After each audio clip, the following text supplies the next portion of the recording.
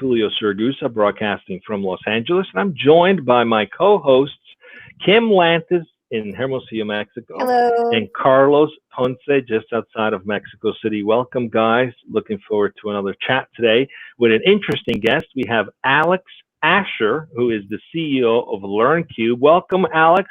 And I know you're chiming in from London, so thanks for staying up a little later with us. We'll hope to make it worth your time. Alex, please introduce yourself to the audience. Let us know what Alex is all about. Sure. So look, my name's Alex Asher. I'm the CEO of LearnCube. We actually specialize in solutions for particularly language schools and tutoring companies. And the thing that we're most known for is our virtual classroom, which is obviously a very important tool for educators at the moment to be able to interact with their students and really ensure that the education online and at a distance is as good as it is in person. So we work with companies such as Babbel and ABA English, and we have partnerships with Oxford University Press for content, and we've really been specialized in this segment for the last 5 years. We are registered in the UK and London, so that's kind of why I'm here. But we are a fully remote team, and actually passed a pretty cool milestone recently of 100 million minutes delivered during our time around. So yeah, we're very devoted to education, to online education, and our virtual classroom is certainly something to watch and probably second to none. So it's an exciting time for us. Absolutely, Alex. It sounds like the timing for all that is very good for your business, and we'll go into that in just a little bit. Tell us a little bit about Alex, a little bit about your background, anything interesting that you'd like the audience to know about you. Yeah, sure. So I guess, the fact that I'm in language learning is probably no surprise. I speak German and Spanish fairly fluently, but probably learned more over a pint of beer than in the classroom. One sort of more, I guess, intrepid, interesting fact is I've done 2 trips up and down the coastline of New Zealand. So I actually I think I'm still the only one that's run around the entire North Island of New Zealand, which is actually a pretty big place. Going down, it was 2,300 kilometers, and going up 6 years later was about 1,700, and I crossed one of the largest harbors in the world, swimming across that. So that was a pretty big effort. Wow, that is impressive. That is absolutely impressive. I was just thinking, like, wow, 100 million minutes. And now I'm like, I was what? tired just listening to it. Kim, let's introduce the show today. What's the topic for today? Let's go right into it. Sure. Thank you, Tulio. So the title of today's topic is The Disrupted Future of Education. So we're going to be talking about the challenges, opportunities, and ripple effects for educators and entrepreneurs during this once-in-a-generation crisis, meaning the COVID-19 crisis, correct? Yeah.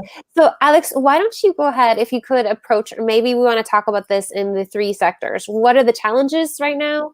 What do you see as the opportunity areas? And what's the long-term effect or the ripple effects for everything that's going on? So before this all sort of cracked on, I'm actually co-writing a book on the future of online language education. Again, something that I'm really interested in. And so I've been having these really interesting conversations for quite some time, and certainly well before COVID-19. And before this all kicked off, there were already trends that were quite obvious in the language sector, and actually I think in education in particular. And those kind of trends have, and I don't think I'm the only one to say this as well, but it's really that these trends have been accelerated more than ever at the moment. Rather than them being completely new trends, these are basically just everything on steroids.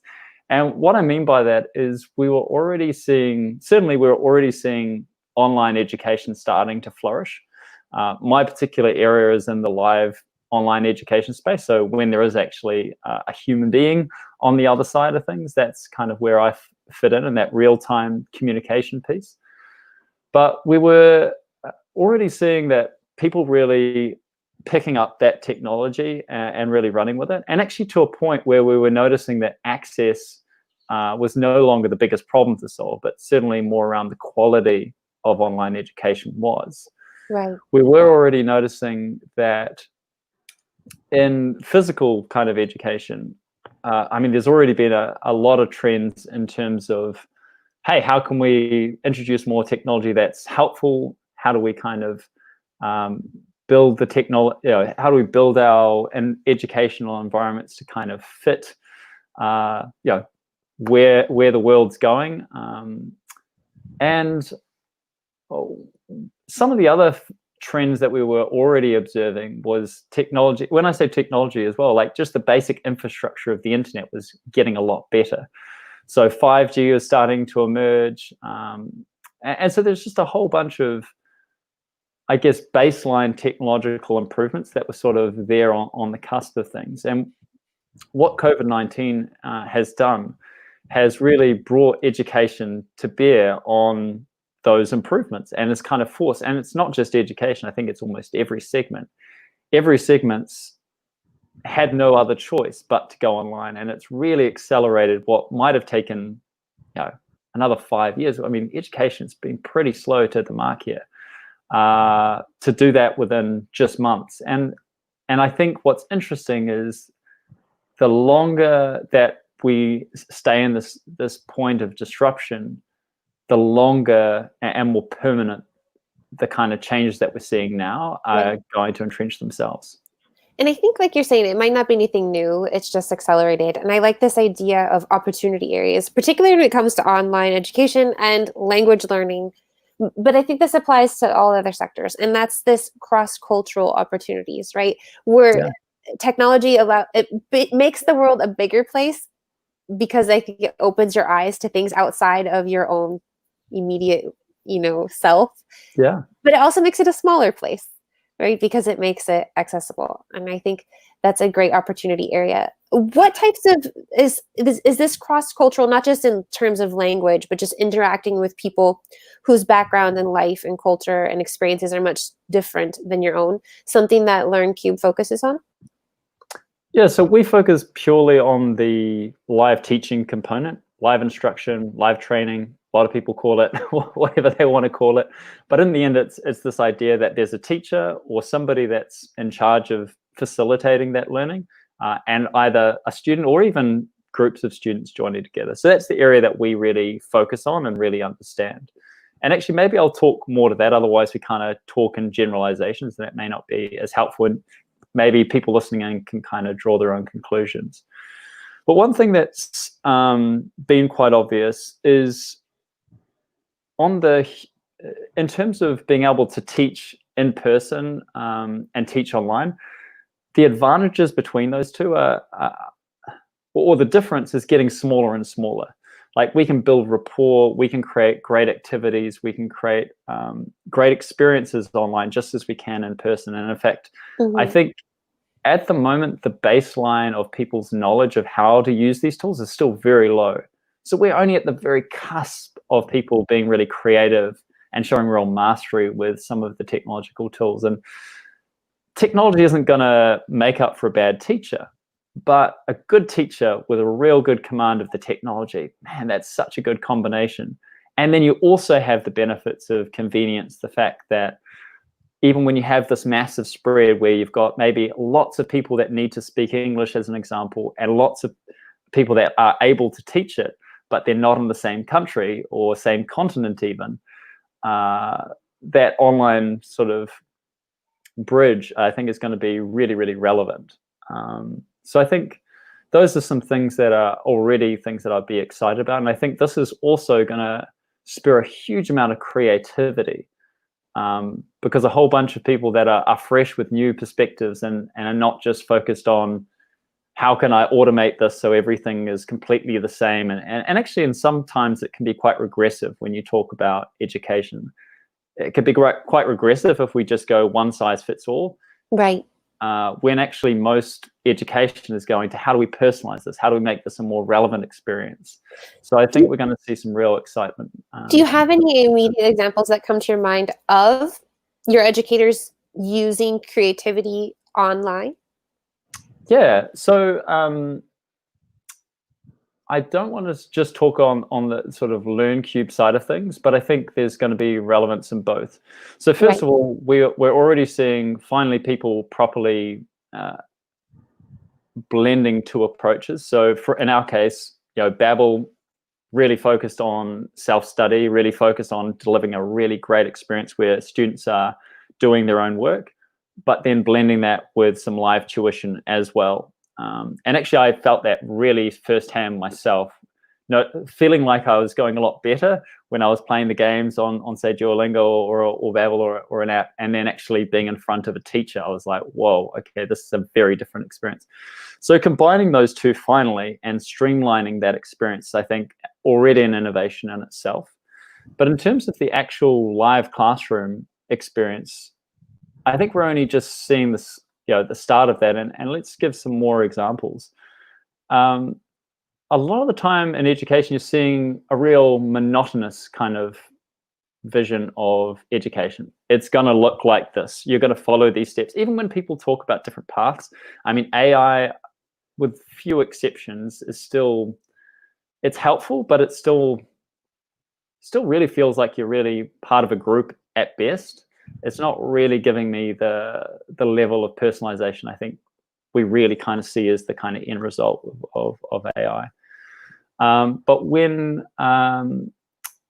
some other examples of that is just where you are making it really streamlined for people to get both personalized support and also be able to maybe, for economic reasons, also be part of, say, a group class, and then also have a self-paced course that's really complementing that and making that a really cohesive experience.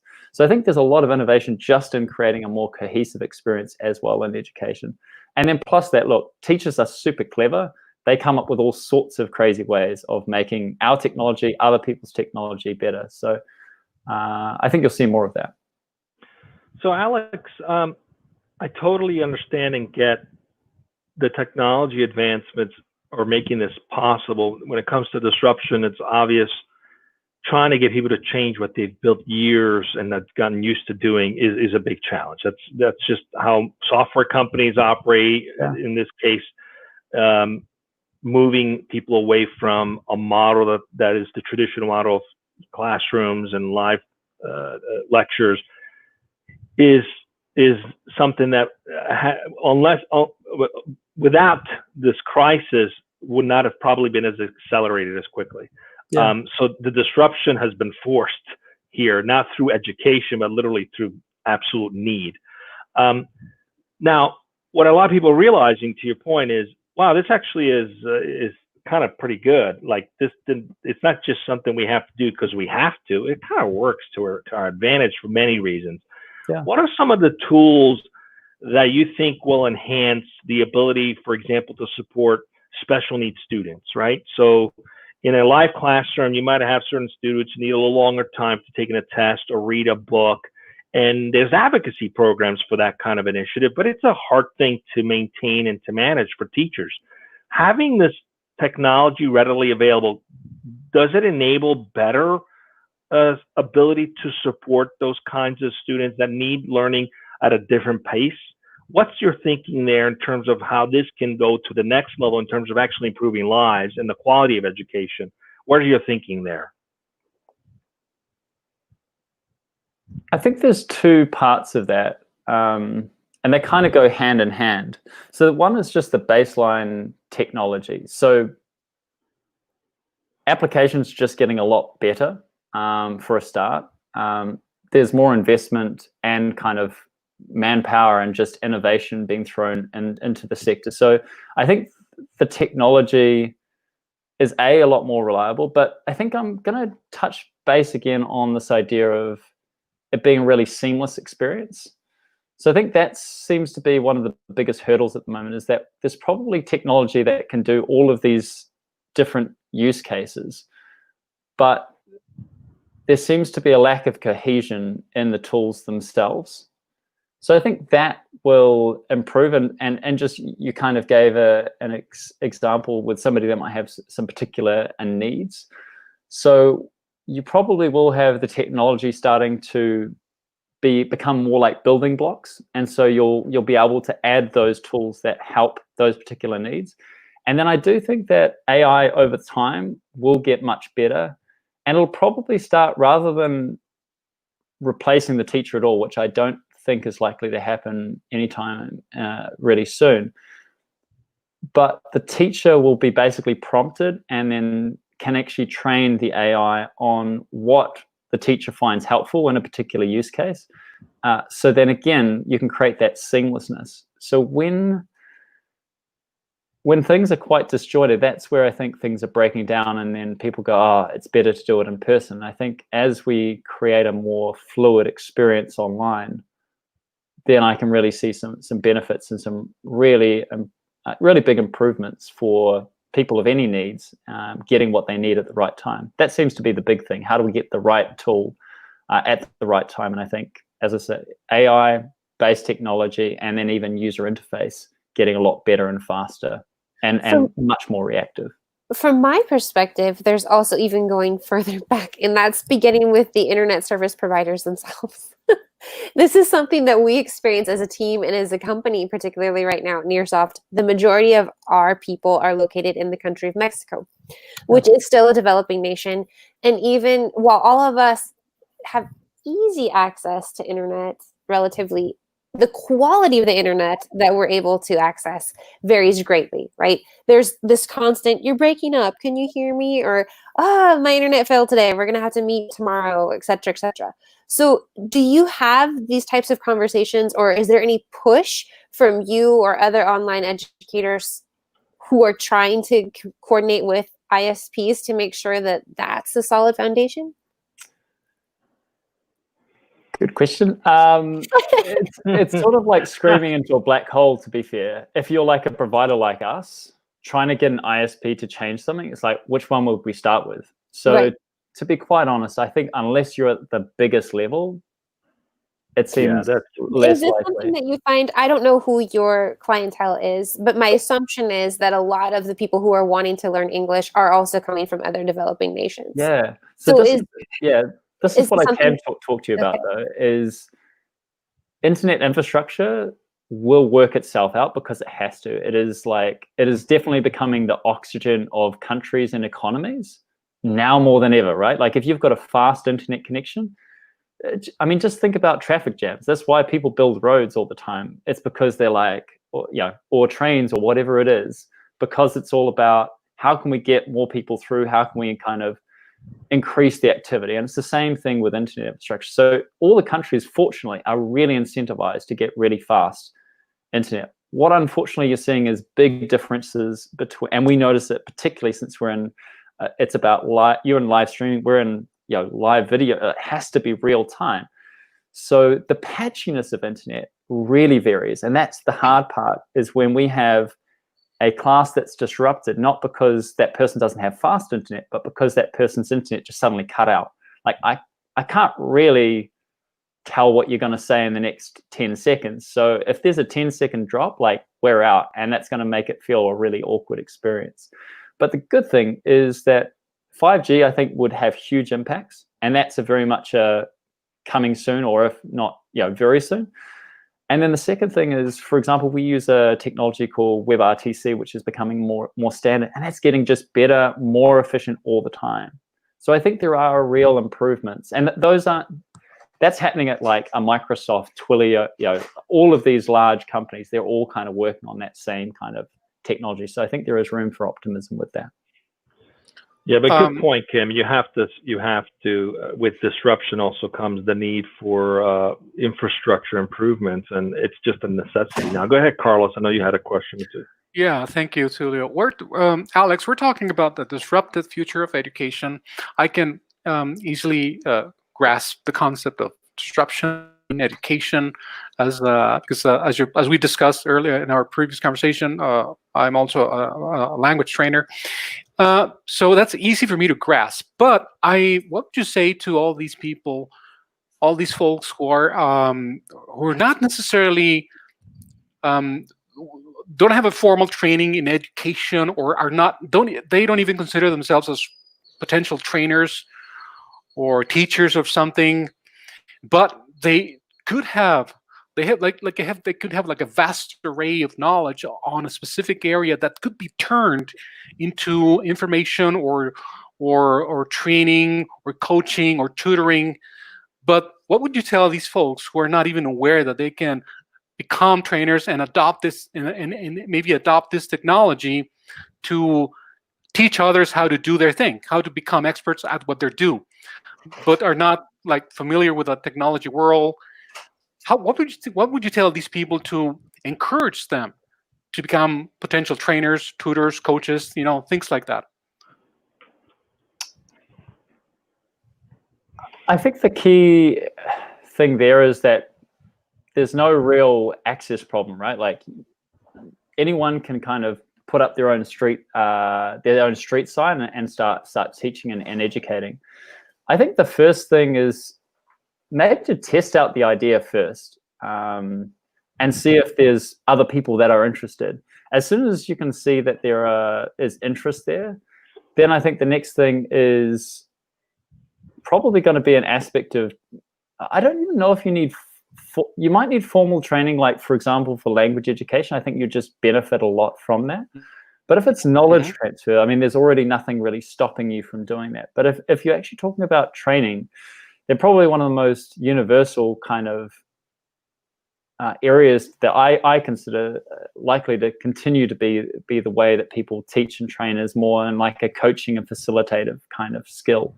So if somebody doesn't have any kind of knowledge or hasn't ever tried that, then that's even just a base skill set that I think people would always benefit, no matter what they're trying to teach and train people on. So that's just on the teaching aspect, though.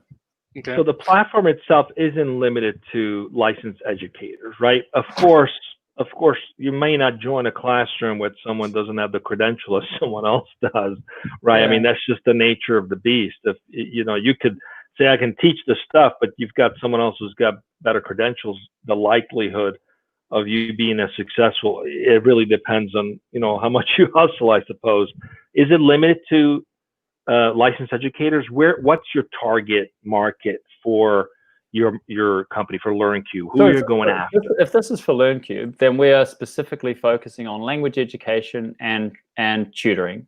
Those are the two areas that we really excel with, because it's all about trying to create the most interactive, participatory experience possible. Whereas a lot of really just knowledge transfer kind of teaching, you can kind of teach hundreds of people, and maybe a lot of those people are quite happily listening, and it's just like, oh, I'm getting it and I'm feeling the buzz of this person's energy, and that's great. But when you actually have to participate and interact, then that's the area that we kind of really excel in, and I think that's the area we're going to stay very focused on. I mean, we also had to make a choice. There's some very big technology companies that are going to be very interested in education. I mean, we're not going to try and compete where we're not at our strength. So for us, and I think that's a good thing. It's a good thing for us. It's a good thing for the world, and it's a good thing for other segments as well, because then you're going to have people that do a really awesome job in their particular niches, and they're going to outcompete even the big players at kind of trying to go for the generic kind of solution. So I think that's how it relates to me. Yeah, that really hit home with me several years ago now. I think a good friend now of Carlos Ponce, one of our previous DojoLIVE guests, Yossi Ginsberg, actually, his philosophy is that the resources abound, right? All you have to do is find your niche. And I think that's what's important, what you were just saying with LearnCube, right? You're going to focus on, yes, it's a learning platform, but our focus is specifically language learning, English language learning. And if you can get amazing and excellent great at what you do, it opens up. There's no need to compete with the whole world, right? Find your niche. I like that. I think that's really beautiful. And however, in your tagline, Alex, you're mentioning ripple effects for educators and entrepreneurs. So you're also addressing entrepreneurs in your message. What kind of entrepreneurs are we talking about here? So I talk about education entrepreneurs. So it's a hard one to kind of narrow down and just, sorry, English is a little bit limited, but there are clearly teachers, and you can call them educators, but they could be business owners. They could be teachers that are starting by themselves, but they could actually be running their own school, or they could be like Babel. Okay. You know, they're an entrepreneur, I would say, in terms Okay. of what Gotcha. they do. Perfect. Thank you. Interesting. Well, we're coming up on time shortly. I would love to shift a little bit towards understanding what's the journey been like for you building this business, Sure. and what makes the company an exciting place for people to want to work there. Can you tell us a little bit more about what's that been like for you? Yeah, so I started in 2017. Most of our customers by the end of 2017 were based in Europe. I was based in New Zealand, so that was pretty interesting in itself to be trying to serve people on literally the other side of the world. We've started out small, and we still remain a bootstrap company, but we're actually quite a decent sized team now. Saying that though, we're all remote first, so our entire company is remote. There is no kind of central office as such, by purpose, because we realized actually it would be really hard. And look, there'll be people that have figured this out smarter than me, but it seems like it's much harder to keep everyone in the loop when you've got some people on the inner circle in a physical space, and a lot of people on the that are kind of outside of that in their own bubble in terms of communication, feeling like they're part of a team and that kind of thing. So we made a really deliberate strategy to focus on being a remote first team. And I think the key thing from a culture point of view has been the recruiting side of things. So all of the people that we've brought on board, actually a line that goes through underneath all of them is that they've all been entrepreneurs at one stage or another. And we've actually found that to be a really critical component to both keeping us really kind of entrepreneurial and really thinking ahead, but also entrepreneurs typically are a lot more autonomous and get stuff done, you know, and they're not afraid of kind of saying their opinions, but equally are a lot more respectful and open to other people's ideas.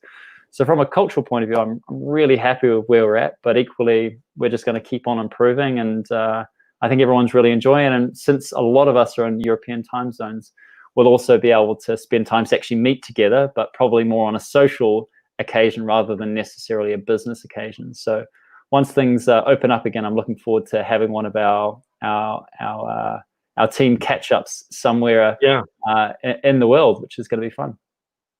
Yeah, I mean, it's an interesting. We come together in a physical space together. Yeah, it's an interesting observation. That was an interesting observation about those who are in the physical location versus those that are remote.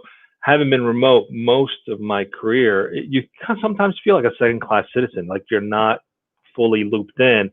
Yeah. And so you guys proactively leveled the playing field by basically making everyone remote.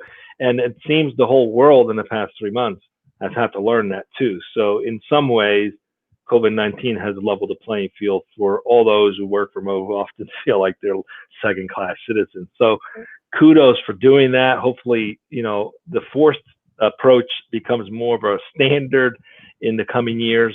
It's been a pleasure to have you. We're up on time. Would love to have you back sometime in the future, hear some more success stories, and hopefully wish you guys to be able to get together soon. We all will hope to get together soon from these lockdowns and crises we're in.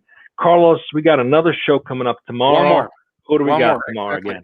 Tomorrow we're going to be speaking with Jonathan Troughton, the CEO of FramePlay, and we're going to be speaking about building trust and being an agent of change in the in-game advertising space, which is the very nature, the core business of our clients, of our guests' company, in-game advertising. So that's tomorrow, Jonathan Troughton, FramePlay, 1 p.m. right here on DojoLIVE. Thanks for joining us, everyone. Have a safe rest of your week. Stay with us.